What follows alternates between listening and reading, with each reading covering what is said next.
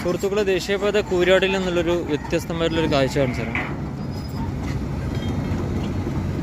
ഇതാണ് rolling machine. പൈലിങ്ങിലേക്ക് ആവശ്യമായിട്ടുള്ള മെറ്റീരിയൽ റോളിങ് ചെയ്യുന്ന റോളിംഗ് മെഷീനാണിത്.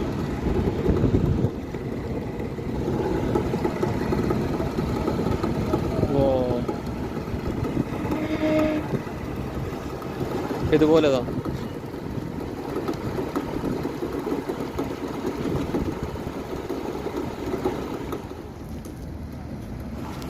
ഏകദേശം 30 മിനിറ്റോളം ടൈം എടുത്തിട്ടാണ് ഒരു പാർട്ട് റോളിങ് ഫിനിഷ് ആക്കുന്നത്.